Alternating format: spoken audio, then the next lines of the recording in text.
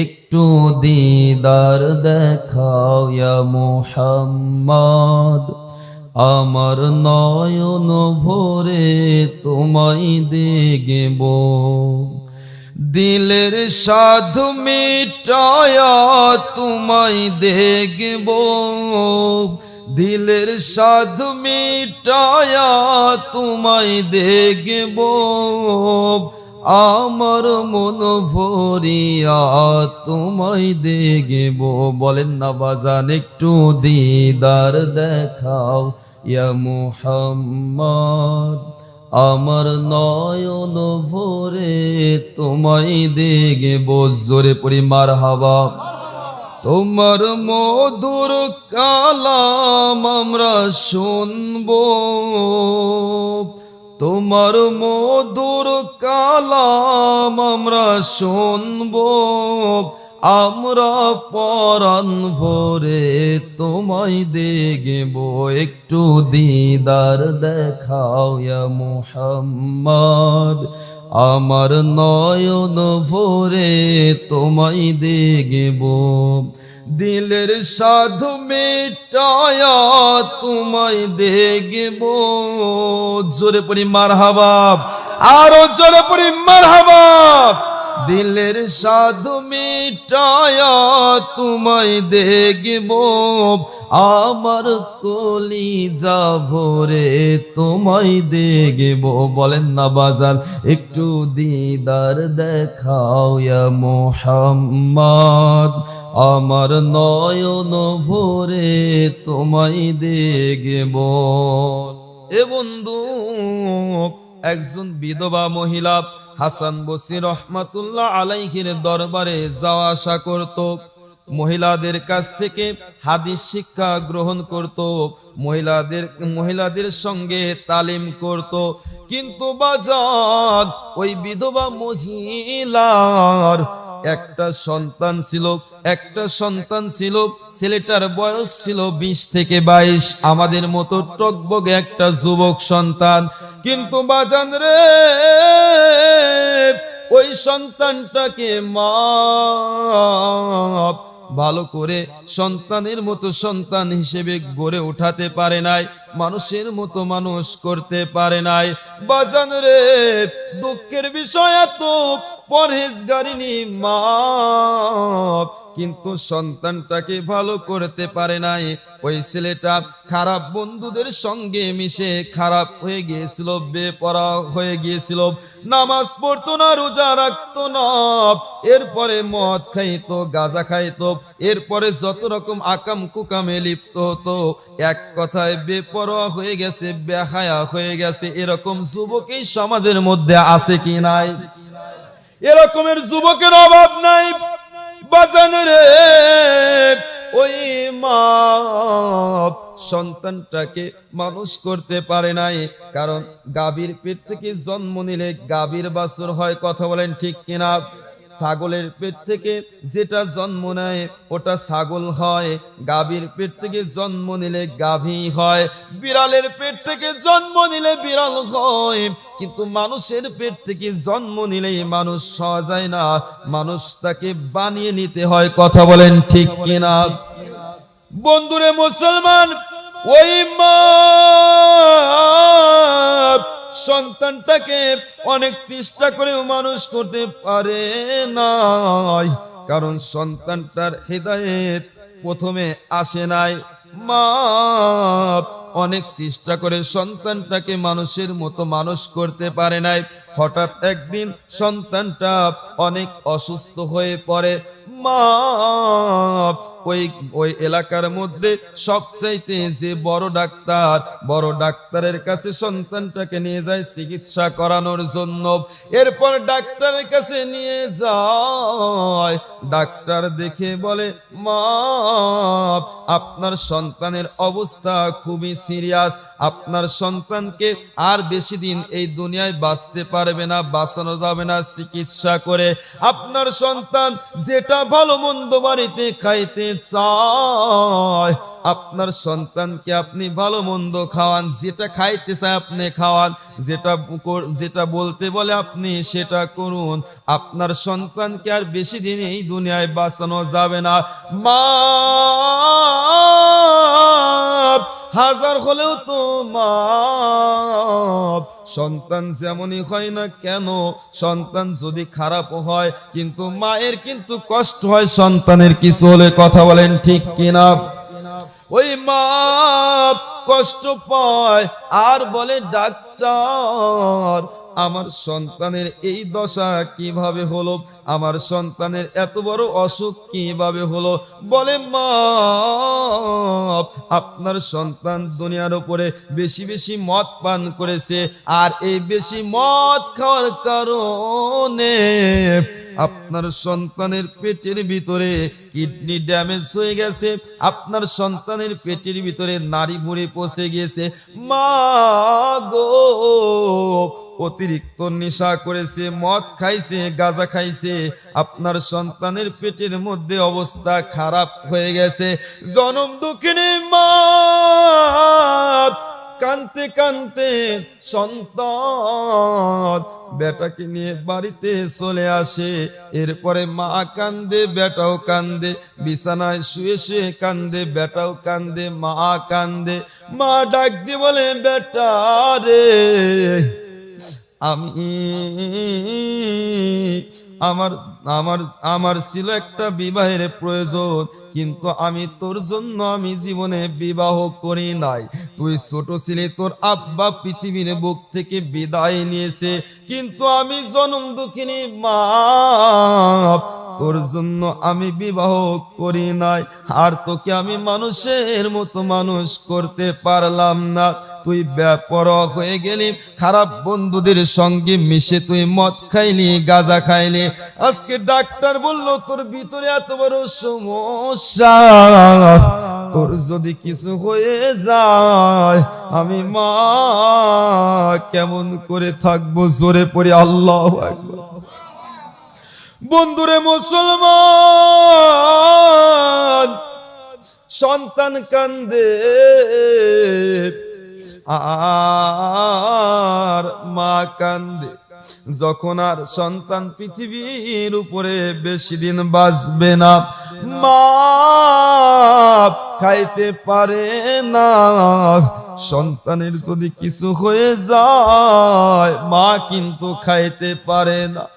জনম দুঃখিনী মা সন্তানকে ডাক দিয়ে বলে বেটা রে চল, জীবনে তো অনেক গুনাহ করেছিস, এক ওয়াক্ত নামাজ পড়িস নাই, রোজা রাখিস নাই, এরপরে ভালো কাজ করিস নাই, তোর 23টা বছর তুই খারাপের মধ্যে কাটাইয়া দিলি। যদি মৃত্যুবরণ করিস বেটা রে, কবরটা হয়ে যাবে জাহান্নামে। চল রে বেটা চল।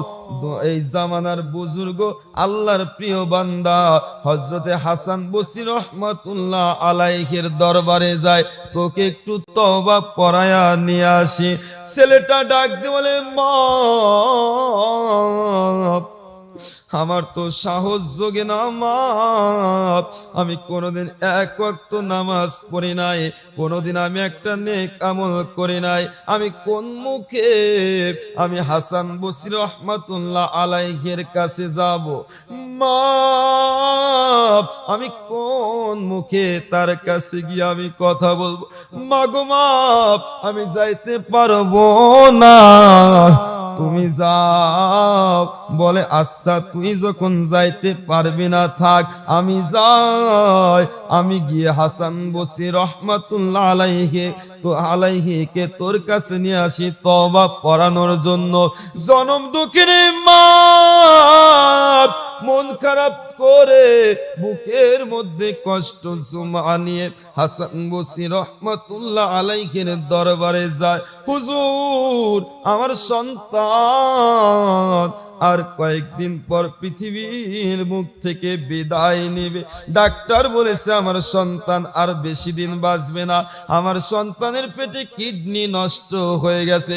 হুজুর আপনি যদি একটাবার যান আমার বেটাকে তওবা পড়ানোর জন্য। বলে মা আমার সময় কই? হাসান বসরি রহমাতুল্লাহ আসবে না, কারণ সে জানে তার সন্তান কোনোদিন এক ওয়াক্ত নামাজ পড়ে নাই, সারা জীবন মানুষের অন্যায় করেছে, গাঁজা খাইছে। সমাজের মধ্যে একটা সন্তান যদি অতিরিক্ত খারাপ হয়, আমাদের সকলের চোখে পড়ে কি পড়ে না? কথা কয় না? একটা সন্তান যদি ভালো হয়, ওই সন্তানটাও চোখে পড়ে কি পড়ে না? যেই ছেলেটা খারাপ হয়, ছেলেটাকে সকলেই গালিগালাজ পারে, আর যেই ছেলেটা ভালো হয়, ওই ছেলেটার কিন্তু সকলেই প্রশংসা করে।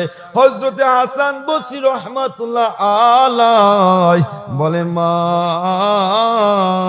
আমার তো সময় কই? আমার তো সময় নাই। মা কানতে কানতে বাড়িতে চলে আসে। বলে মা, বেটা ডাক দিয়ে বলে মা গো, হাসান বসরি রহমাতুল্লাহ আলাইহি কি আমাকে তওবা পড়ানোর জন্য আসলো না?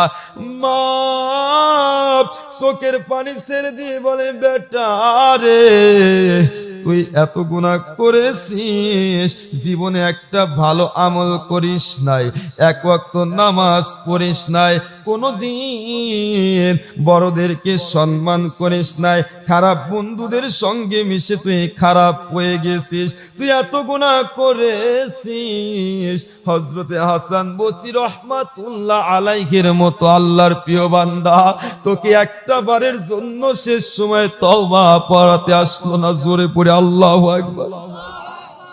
ছেলেটা ডাক দিয়ে বলে আল্লাহ, ও আমার পরওয়ারদিগার মালিক, আমি জীবনে এত গুনাহ করেছি, হযরতে হাসান বসরি রহমাতুল্লাহ আলাইহির মতো মানুষ আমার শেষ সময় আমাকে একটা বার তওবা পড়াতে আসলো না। আল্লাহ রে, আমি শুনেছি তুমি রহিম রহমান, তুমি গফুর গফফার, তুমি ক্ষমাশীল। আল্লাহ গো, আমি আলেমদের মুখে শুনেছি লা তাখনাতু মির রাহমাতিল্লাহ, বান্দারে যত গুনাহ করো না কেন আমার রহমত থেকে নিরাশ হয়ো না। আল্লাহ তুমি ছাড়া আমার কেউ নাই, তুমি যদি আমাকে মাফ না করে দাও, আমি তো মরার পর জাহান্নামী হয়ে যাব, আমি কবরে গিয়ে গ্রেফতারে, আমি আযাবে গ্রেফতার হব। মা কান্দে, বেটাও কান্দে।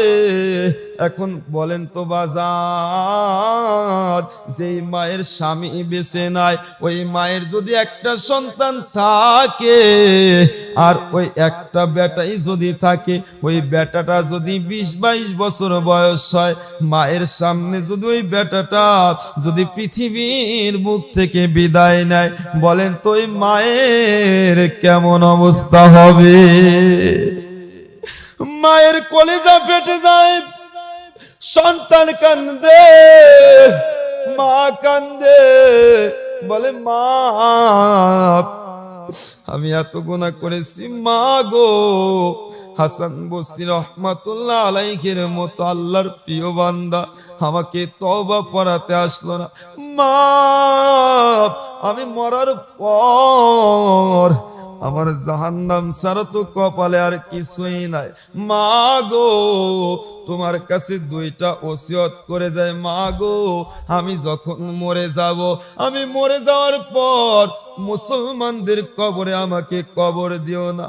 বলে বেটা রে, তুই হঠাৎ কেন এই কথা বলিস? বলে মা আমি এত গুনাহ করেছি, আমি এত গুনাহ করেছি মা গো, আমার গুনার কারণে কবরে আমাকে রেখে আসবা। আমি এত গুনাহ করেছি, আমার কবরে আযাব হবে, আমার গুনার কারণে পাশে কবরস্থানে সকল কবরবাসীদের গুনাহ বেড়ে যেতে পারে। মা আমাকে মুসলমানদের কবরে কবর দিও না। মা গো তোমার কাছে 2 নাম্বার ওসিয়ত, মা এই সমাজের মধ্যে সবচাইতে নিকৃষ্ট প্রাণী হচ্ছে একটা কুকুর। একটা কুকুর যখন মারা যায় ওই কুকুরটাকে সকলেই গলায় রশি লাগাইয়া জোর জঙ্গলের মধ্যে ফেলে দিয়ে আসে। মা আমি এত গুনাহ করেছি, একটা কুকুরের চাইতে আমার নিজেকে এখন নিকৃষ্ট লাগছে। মা আমার মৃত্যুর পর আমাকে কবর না দিয়ে আমার গলায় রশি লাগাইয়া আমাকে এই কুকুরের মতো জোর জঙ্গলে ফেলে দিয়ে আসবা। জোরে পড়ি আল্লাহু আকবার। বাজান রে, ওই ছেলেটা এমন ভাবে আল্লাহর কাছে ক্ষমা চাচ্ছে, এমন ভাবে নিজের ভুলটা বুঝতে পারছে। শেষ সময়েও যদি নিজের ভুলটা বুঝতে পেরে আল্লাহর কাছে তওবা করো মুসলমান, আমার আল্লাহ পাক রব্বুল আলামিন শেষ সময়েও তওবা কবুল করতে পারে কি পারে না? বাজান রে, এইবার কিছুদিন পরে ওই সন্তানটা পৃথিবীর মুখ থেকে বিদায় নিয়েছে। জনম দুঃখিনী মা কান্দে,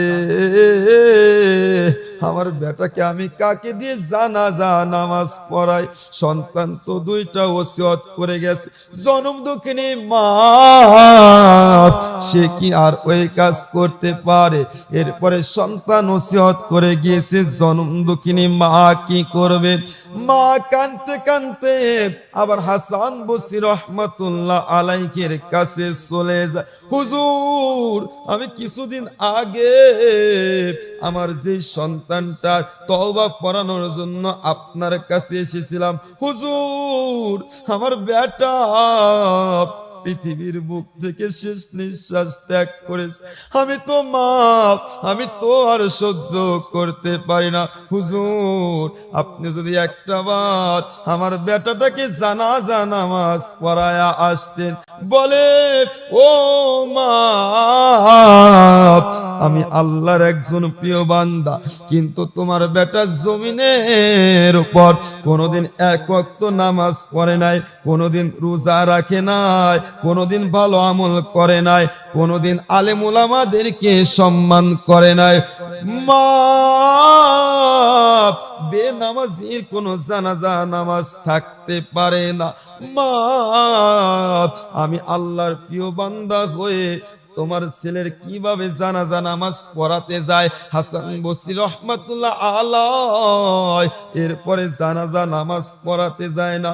মা কানতে কানতে মনে কলিজা ভরা কষ্ট নিয়ে চলে যায়, কষ্ট নিয়ে কানতে কানতে চলে যায় বাড়িতে। বাড়িতে যায়, ছেলেটাকে সামনে রেখে শুধু কান্দে আর কান্দে। একটু পরে আজব ঘটনা, হাসান বসরি রহমাতুল্লাহ আলাইহি একটু পরে মায়ের দরজার কাছে গিয়ে হাজির। জোরে পড়ি আল্লাহু আকবার। হুজুর, এই মাত্র আপনি আমাকে ফিরিয়ে দিলেন, আর এখন আপনি আমার বাড়িতে হাজির। হুজুর, কি খবর? আপনি আবার ফিরে আসলেন। বলে, মা, আমি এই মাত্র জোহরের নামাজ আদায় করে আমি খাওয়া দাওয়া করে আমি একটু বিশ্রাম নেওয়ার জন্য শুয়েছি। আমি একটু চোখে আমার একটু ঘুম ঘুম আসছে।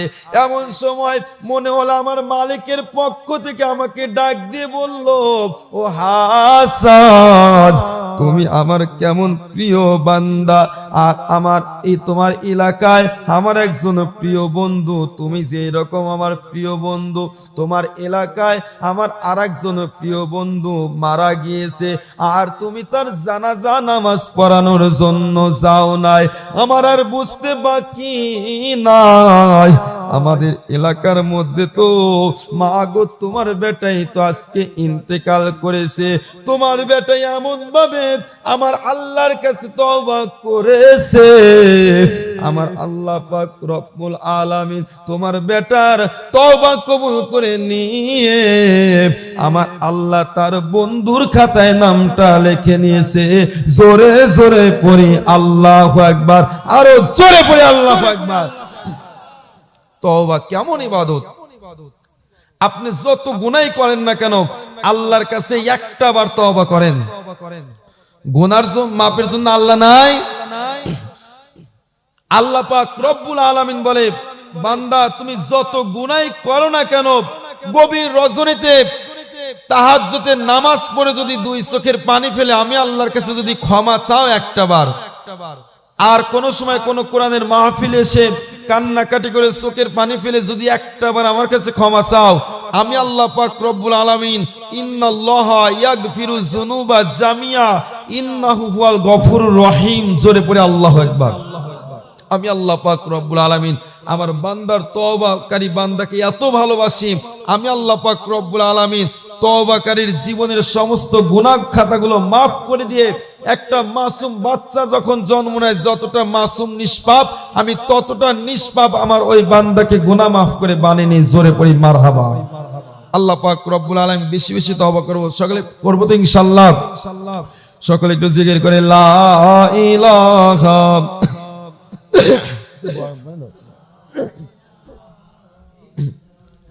লা ইলাহা ইল্লাল্লাহ। বন্ধুরে মুসলমান, গভীর মনোযোগ। রাত্র গভীর হয়ে গেছে, আমি এই জন্য গভীর রজনীতে উঠি না, আমার ঠান্ডার সমস্যা। এ যুবক, তারপরেও চলে যাও। আমরা এই পৃথিবীতে আল্লাহ পাক রব্বুল আলামিন পাঠিয়েছে, আল্লাহর হুকুমে আমাদের সকলকে যেতে হবে কি হবে না বাজান? কথা বলেন ঠিক কিনা? এই পৃথিবীতে বাঁচার জায়গা নয়। আপনাকে সর্বপ্রথম এই আল্লাহর ডাকে আমরা এই পৃথিবীতে এসেছি, আল্লাহর হুকুমে পৃথিবীর মুখ থেকে বিদায় নিতে হবে কি হবে না বাজান? আমরা সর্বপ্রথম, আমি আতিকি ছোটবেলা থেকে মাদ্রাসায় লেখাপড়া করে, ছোটবেলা থেকে মাদ্রাসায় লেখাপড়া করে দেখেছি কত রকমের বই পড়েছি, কত রকমের কিতাব পড়েছি, কোন একটা কিতাবে পাইলাম না এই পৃথিবীতে বাঁচা যাবে। কথা বলেন ঠিক কিনা? একটা মানুষ যখন মারা যায় রে, আজরাইল আলাইহিস সালাম যখন আমার আপনার কাছে চলে আসবে, আল্লাহ পাক রব্বুল আলামিন আজরাইল যখন আমার আপনাকে ধরার জন্য আসবে, সর্বপ্রথম মালাকুল মাউত এই ডাইন হাতের তালুতে অ্যাটাক করে, রূহটা বাঁচার জন্য বাম হাতের তালুতে চলে যায়। এরপরে আজরাইল আলাইহিস সালাম রূহটাকে ধরার জন্য বাম হাতের তালুতে চলে যায়, রূহটা বাঁচার জন্য আপনার মাথার দিকে চলে যায়। আজরাইল আলাইহিস সালাম রূহটাকে ধরার জন্য মাথার দিকে চলে যায়, রূহটা বাঁচার জন্য পায়ের দিকে চলে যায়। মালাকুল মাউত রূহটাকে ধরার জন্য পায়ের দিকে চলে যায়। এরপর রূহটা বাঁচার জন্য আমার আপনার শরীরের মধ্যে এক নয় দুই নয় কোটি কোটি পশম রয়েছে, প্রত্যেকটা পশমের গোড়ালির দিকে রূহটা দৌড়ায়। এরপরে মৃত্যুর হাত থেকে রেহাই পায় না। কথা বলেন ঠিক কিনা? এ যুবক, পৃথিবীতে কেউ বাঁচতে পারবে না, কেউ বাঁচা সম্ভব নয়। এই পৃথিবীতে আমাদের সকলকে ছেড়ে যেতে হবে। কথা বলেন ঠিক কিনা? সকল মানুষ পৃথিবীর মুখ থেকে চলে যাবে। আদি পিতা আদম আলাইহিস সালাম থেকে শুরু করে যত মানুষ এই পৃথিবীর উপরে এসেছে কেউ বাঁচতে পারবে না, কোনো প্রাণী বাঁচতে পারবে না। যারা জাননি পৃথিবীতে এসেছে কেউ বাঁচতে পারবে না। কথা বলেন ঠিক কিনা? যখন পৃথিবীর সবকিছু শেষ হয়ে যাবে, আমার আল্লাহ আজরাইলকে ডাক দিয়ে বলবে, আজরাইল এই পৃথিবীতে আর কেউ বেঁচে আসেনি।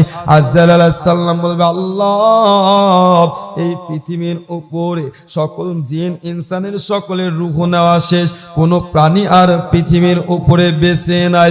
আল্লাহ বলবে, আজরাইল তাহলে আর কারা বেঁচে আছে? আজরাইল আলাইহিস সালাম বলবে আল্লাহ এখন শুধু কয়েকজন ফেরেশতা বেঁচে আছে। আল্লাহ বলবে আজরাইল ফেরেশতাদের রূহগুলো নাও। ফেরেশতাদের রূহ নেওয়া হবে। এরপরে ফেরেশতাদের রূহ নেওয়া হবে। আল্লাহর কাছে এসে বলবে আল্লাহ ফেরেশতাদের রূহ নেওয়া হয়ে গেছে। আল্লাহ বলবে আজরাইল আর তাহলে কে বেঁচে আছে? আজরাইল আলাইহিস সালাম বলবে আর পৃথিবীর উপরে কেউ বেঁচে নাই। আল্লাহ বলবে একজন আছে। বলে কে? বলে তুমি বাইসে আসাও।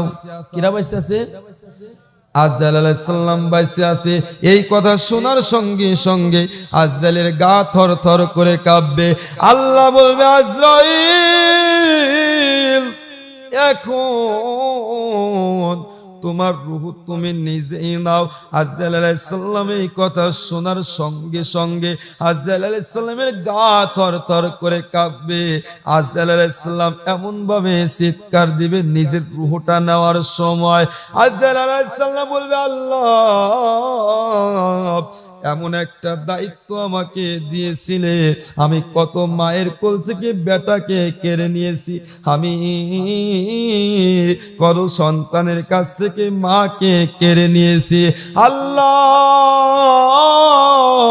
কত বাবার কোল থেকে তার কলিজার টুকরা বেটাকে কেড়ে নিয়েছি। আল্লাহ আমি জানি তারা মৃত্যুর সময় কত ছটফট করছে। আমি যখন বেঈমানদারের রূহ নিয়েছি বাজার, একটু খেয়াল করে শুনবেন। একজন ইমানদারের রূহ যখন আল্লাহ বের করে, আজরাইল আলাইহিস সালাম যখন একজন ইমানদারের রূহ বের করে, আল্লাহ ডাক দিয়ে বলবে আজরাইল এমন একটা মানুষের রূহ তুমি নিতে যাচ্ছ। আজরাইল ইমানদার বান্দার রূহ তুমি নিতে যাচ্ছ। তুমি জান্নাত থেকে এক টুকরো সবুজ কাপড় নাও। জান্নাত থেকে সবুজ কাপড় নিয়ে ইমানদার বান্দার রূহ তুমি বের করবে। জোরে পড়ে মারহাবা। খবরদার খবরদার আমার ইমানদার বান্দা যেন কষ্ট না পায়। আমার ইমানদার বান্দার রূহ তুমি বের করবে আলগোসে। আজরাইল আলাইহিস সালাম জান্নাত থেকে এক টুকরা সবুজ কাপড় নিয়ে আসবে। কাপড় নিয়ে এসে ইমানদার বান্দার রূহটা আলগোসে বের করবে। ইমানদার বান্দাকে সালাম দিবে। জোরে পড়ি আল্লাহু আকবার। এরপর আলগোসে বের করবে। ইমানদার বান্দাকে কষ্ট দেওয়া যাবে না। আজরাইল আলাইহিস সালাম ইমানদার বান্দার রূহটা সুন্দর করে আলগোসে বের করে সবুজ কাপড় দিয়ে সুন্দর করে বা ইন্ডিন করে এরপর আল্লাহর কাছে নিয়ে যাবে। ইল্লিন আর সিজ্জিন দুইটা নাম হচ্ছে, একটা ভালো আর একটা খারাপ। আল্লাহর ভালো যেটা আল্লাহর বাড়িতে নিয়ে যাবে, সাতটা আসমানের ফেরেশতারা আজরাইল আলাইহিস সালামকে বলবে ভাই আজরাইল তুমি যখন আমাদের কাজ দিয়ে গেলা, তোমার গা থেকে কোন রকম কোন সুগন্ধি পাইলাম না, কিন্তু তোমার কাছ থেকে এত বাসনা কিসের, সুগন্ধি কিসের? আজরাইল আলাইহিস সালাম বলবে ইয়া মালাইকা ও আমার ফেরেশতা ভাইরা, এইটা আমি আজরাইলের সুগন্ধি নয়, এইটা হচ্ছে ইমানদার বান্দার রূহুর পাওয়ার, ইমানদার বান্দার রূহুর সুগন্ধি। জোরে পড়ি আল্লাহু আকবার। আর একজন বেঈমানদারের রূহ যখন আজরাইল বের করবে, একজন বেঈমানদারের রূহ নিতে আজরাইল আলাইহিস সালামের পা থাকবে জমিনে, মাথা থাকবে আসমানে। বেঈমানদারের রূহ নিতে আজরাইল আলাইহিস সালাম বলে ও দুনিয়ার মানুষ শোনো, একজন বেঈমানদারের রূহ নিতে আমি আজরাইলের হাত দিয়ে জানটা কবজ করা লাগে না। আমার দানবের মতো চেহারা দেখে একজন বেঈমানদারের রূহ কলিজা ফেটে ফেটে ফেটে বের হয়। জোরে পড়ে আল্লাহু আকবার। বেঈমানদারের রূহ দিয়ে এত দুর্গন্ধ বের হবে। আজরাইল আলাইহিস সালাম বেঈমানদারের রূহ নিয়ে আল্লাহর দরবারে যখন চলে যাবে সিজ্জিনের দিকে, এরপরে ফেরেশতারা বলবে, আসমান জগতের ফেরেশতারা বলবে ভাই আজরাইল তুমি যখন আমাদের কাছ দিয়ে গেলা এত দুর্গন্ধ বের হলো না, এত দুর্গন্ধ কিসের? ফেরেশতারা পর্যন্ত গন্ধ পাবে বেঈমানদারের রূহর।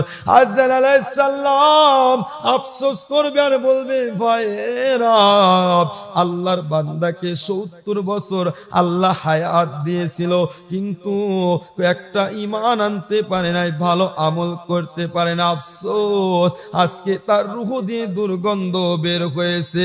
এ যুবক, মুফতি আমজাদ আলী থানভী রাহমাতুল্লাহ আলাইহির একখানা কিতাবের নাম বাহারে শরিয়াত। কিতাবের মধ্যে তিনি মৃত্যুর কথা উল্লেখ করতে গিয়ে তিনি লিখেছেন, একজন বেঈমানদার বান্দার যখন মৃত্যু হয়, একজন সাধারণ মানুষের যখন মৃত্যু হয়, 70 থেকে 99টা জীবন্ত উটের যদি গায়ের চামড়া কাটিয়া যদি লবণ লাগিয়ে দেওয়া হয়, এরপর যদি গোড়া মরিচ লাগিয়ে দেওয়া হয়, যতটা কষ্ট হবে তার চাইতেও 70 গুণ বেশি কষ্ট হয় একজন বেঈমানদারের রূহ নিতে। এ যুবক, কত মানুষ মৃত্যুর সময় পায়খানা পর্যন্ত করে ফেলে, কত মানুষ মৃত্যুর সময় প্রসাব পর্যন্ত করে ফেলে, চোখগুলো উল্টে যায়। আরে, আমি তো নিজেও কত মানুষের মৃত্যুর সময় কাছে বসেছি। একজন মানুষ যখন মারা যায়, কত মানুষ দেখি 1 মাস আগে থেকে মৃত্যুর যন্ত্রণা শুরু হয়ে যায়। আমি নিজে প্রমাণ। আমার দাদু ভাই যেদিন মারা যায়, যুবক লক্ষ্য করে শুনবে, 50,000 টাকা দিয়ে বক্তা আনলেও এমন ওয়াজ পাওয়া যায় না, মরণের ওয়াজ, এরপরে ইমানের ওয়াজ, এরপরে নবী রাসূলের ওয়াজ ইনশাআল্লাহ করে যাব। আর 30টা মিনিট একটু ধৈর্য ধরে বসে থাকেন। একজন মানুষ যখন মারা যায়, যুবক রে, মৃত্যুর সময় কষ্ট হয়। যুবক, তোমার মতো কত যুবক রাস্তাঘাটে অ্যাক্সিডেন্ট করে মারা যায়। বাজার, একটা মানুষ যখন মারা যায়, ওই মানুষটার কেমন কষ্ট হয় জানেননি? আমি নিজে প্রমাণ। আমার দাদু ভাই যেদিন মারা যায়, আর সারাটা রাত, একেবারে সন্ধ্যা থেকে মৃত্যুর কষ্ট যন্ত্রণা শুরু হলো। সারাটা রাত আমার দাদা ভাই ঘুমায় না, চোখ বুঝতে পারে না, বিছানায় পিঠ লাগাতে পারে না, একটা বার শয়, একটা বার ওঠে, একটা বার শয়, একটা বার ওঠে। আমার দাদা ভাইকে আমি বিছানায় শোয়া দেই, আমি পিছনে হাত, তার পিছনে আমি পিঠ হেলান দিয়ে রেখেছি আমার বুকের মধ্যে। আমার দাদা ভাইকে একটা বার শোয়ায়, 2টা সেকেন্ড হয় না, আমাকে বলে উঠাও। আমি উঠানোর পর আবার বলে, দাদু ভাই আমাকে শোয়াও। এ যুবক, সন্ধ্যা থেকে শুরু করে সারাটা রাত আমার দাদা ভাই এইরকম করেছে, কমপক্ষে 100 বার শুইছে আর উঠছে। আরে, মৃত্যুর কষ্ট। ফজরের যখন আজান দেয়, আমার দাদা ভাই ফজরের আজানের সাথে সাথে ইমানি মৃত্যুটা হয়েছে। জোরে পড়ি আল্লাহু আকবার। এরপর আপনি যখন মারা যাবেন, আপনি মারা যাওয়ার পর, আমি মারা যাওয়ার পর আমাকে যখন বড়ই পাতা গরম জলে গোসল করাইয়া 3 টুকরা সাদা কাপড় পরাইয়া আমাকে যখন কবরের দিকে নিয়ে যাওয়া হয়, খাটনির উপর করে যখন নিয়ে যাওয়া হয়, একটা মৃত মানুষকে যখন কবরে রাখা হয়, 3 থেকে 4 জন মানুষ কবরে নামা হয়। কি হয় না বাজান? 4 জন মানুষ যখন নামা হয়, ওই মৃত ব্যক্তিটা আল্লাহর কাছে বলে, আল্লাহ, আমার সঙ্গে কেউ আসলো না, মনে হয় এই 4 জন ব্যক্তি আমার সঙ্গে কবরে থাকবে, মনে হয় এই 4 জন ব্যক্তি আমার সঙ্গে আজকে থেকে যাবে। কিন্তু একটু পর একটা লোক যখন কবর থেকে উঠে আসে, মৃত ব্যক্তিটা আল্লাহর কাছে কান্দে আর বলে, আল্লাহ মনে হয় এই তিনজন মানুষ আমার সঙ্গে থাকবে। আর যেই মানুষটা মৃত্যুবরণ করে কতটা কান্দে আমরা বুঝি না, কিন্তু এই মানুষটা আমাদের সন্তানদের কাছে হাত পাও জড়ায়া ধরে, ভাই বোনদের কাছে হাত পাও জড়ায়া ধরে। আসলে আমরা দেখতে পাই না, শুনতে পাই না, আল্লাহ শুনতে পায়, আল্লাহ দেখে, আমরা দেখতে পারি না, ফেরেশতারা দেখে। বন্ধুরে মুসলমান, এরপরে কবর থেকে যখন আরেকটা মানুষ উঠে আসে, আসার পরে কবর থেকে আরেকটা মানুষ উঠে আসে, এরপর মৃত ব্যক্তিটা মনে করে, আল্লাহ দুইজন মানুষ চলে গেল, মনে হয় এই দুইজন মানুষ আমার সঙ্গে থাকবে। এরপর আরেকজন যখন উঠে আসে রে, ওই মানুষটা হাউ মাউ করে কান্দে, আল্লাহ ভাবছিলাম দুইজন মানুষ আমার সঙ্গে থাকবে, কিন্তু আরেকজন তো উঠে গেল, মনে হয় একজন মানুষ আমার সঙ্গে থাকবে। কিন্তু ওই মানুষটা যখন উঠে আসে রে, ওই মানুষটা যখন কবর থেকে উঠে আসে, মৃত ব্যক্তি এমন করে কান্নাকাটি করে, এমন ভাবে চিৎকার মারে, আমার আল্লাহ বলে, দুনিয়ায় যদি ওই মৃত ব্যক্তির যদি ওই কান্নার চিৎকারটা শুনতে পেত, জিন্দা মানুষ কানের তালা ফেটে মারা যাইত। আহারে, মৃত্যুর পর মানুষ কতটা অনাথ হয়ে যায়। আমল যদি ভালো হয় আপনার কবরে শান্তি, কবরে আরাম, আর আমল যদি খারাপ হয় আপনার কবরে কষ্টের শেষ নাই, কষ্টের শেষ নয়। আল্লাহু আকবার।